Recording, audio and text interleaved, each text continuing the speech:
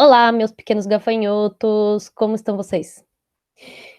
Enfim, estamos aqui para a nossa primeira aula do segundo bimestre.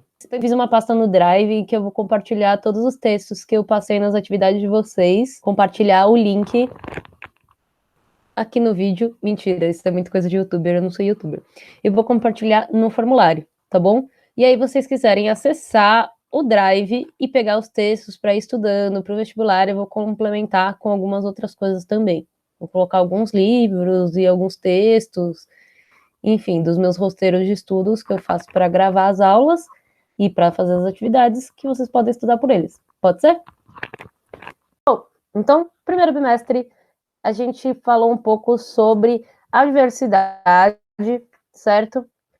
Esse bimestre a gente vai entrar na comunicação de massa, transmissão da cultura, tá?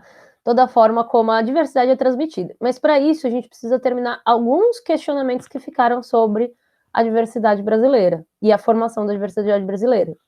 Então a gente começou falando um pouquinho sobre a definição de diversidade, né? Algumas atividades que vocês colocaram que eram diversidade para vocês, e depois a gente foi definir, certo? Então a gente falou que a diversidade pode ser entendida como conjunto de diferenças e valores partilhados pelos seres humanos na vida social, pelos seres humanos partilhados numa mesma região, no mesmo território, numa mesma nação, certo? Então são diferenças entre os indivíduos, diferenças partilhadas entre os indivíduos, certo? Então, diferentes religiões, diferentes formas de falar, diferentes formas de se alimentar, de se vestir, enfim, todas as questões de identidade culturais, sociais.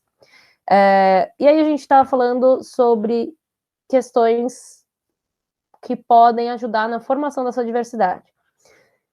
Dá para falar todas aqui? Não, não dá para falar todas. Então a gente vai resumir algumas que a gente comentou nas atividades, certo? Então a gente falou um pouco sobre a influência da desigualdade na formação. Então, o menor ou maior acesso aos indivíduos, à sociedade, como isso contribui para a formação dessa diversidade. Então, se a pessoa tem maior ou menor acesso à educação, será que ela vai ter a mesma forma de falar que outro indivíduo que tem um outro tipo de acesso? Então, isso será que não vai gerar alterações no idioma, por exemplo, e a forma dele falar?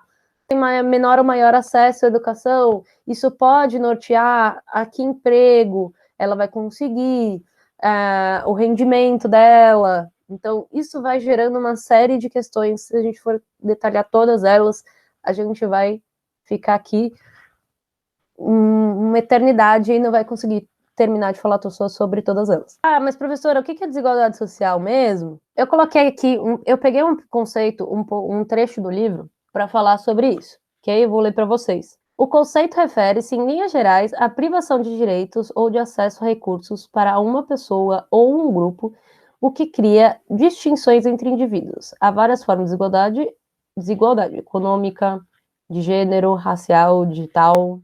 Numa das últimas atividades, a gente trabalhou um pouco sobre desigualdade, certo? E nessa atividade, vocês falaram um pouco que a desigualdade, em linhas gerais, elas tratam da privação dos direitos dos indivíduos aos recursos da sociedade, certo? Isso criando distinções entre grupos ou entre indivíduos dentro de uma sociedade. Isso que a gente chama de desigualdade social. Bom, dentro disso a gente falou um pouco sobre a questão das diferenças e das desigualdades, tá? Faltam alguns pontos que eu vou passar nos textos para vocês. Sobre a questão da formação histórica, certo? Tem um livro que a gente usa bastante para falar sobre a formação histórica brasileira, sobre a formação do povo brasileiro, né?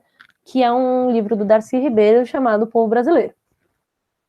Deixa eu ver se vocês estão vendo aqui. Dentro da formação histórica, a gente vai ter vários fatores, tá? Então, desde a colonização do Brasil até os dias de hoje. Então, desde o pensamento acadêmico, desde quem colonizou, quem foi, quem estava no Brasil, quem foi trazido como, por exemplo, os africanos que foram trazidos como escravos, tá?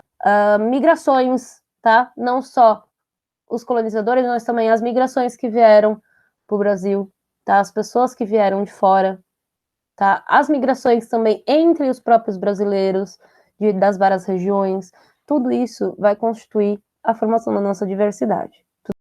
Pessoal, é importante falar quando a gente está falando de diversidade, falar de um conceito chamado etnocentrismo. Etnocentrismo é quando um grupo se vê superior, a sua visão de mundo, superior a outra cultura, ok? Então, quando ela menospreza a outra cultura, a partir da cultura dela. Então, ela vê a cultura do outro como inferior. Ela acha que a cultura dela é certa, claro. Sempre achamos que a nossa cultura que é a certa, né? Mas ela não consegue entender que aquela cultura é certa para aquele determinado grupo. Ela não entende que cada um possui a sua cultura, justamente porque existe essa construção de diversidade, existem as questões históricas, existe uma série de fatores na construção da cultura e entende que a cultura dela é superior à cultura do outro, tá? Então, dentro da construção da nossa diversidade, é importante a gente entender esse conceito, porque em vários momentos da história a gente vai encontrar essa questão do etnocentrismo, tá? Vai desmoralizar culturas que foram encontradas no Brasil ou culturas que foram sendo construídas no Brasil, tá? Isso foi construindo uma série de preconceitos e preconceitos que da formação até os dias de hoje a gente ainda encontra. Outro conceito importante de entender é o conceito de xenofobia, tá? Como o Brasil é um país extremamente miscigenado, tanto das culturas formadoras, né, das 3 matrizes formadoras, como também das imigrações que vieram mais tarde para o país, que vieram de inúmeros lugares, tá? A gente tem imigrações de inúmeros lugares. É importante entender o conceito de xenofobia. O que é xenofobia? Xenofobia é a aversão à cultura do outro, do estrangeiro, da etnia e dos hábitos de outra cultura. O segundo bimestre está aí. Se tiver alguma dúvida, me chama. Eu fiz algumas questões de alternativas. Se vocês tiverem dúvidas, me chamem. Não hesitem em chamar. Ok? Como eu não tenho onde usar minha roupa da Katsuki, eu resolvi dar uma aula vestida de nerd.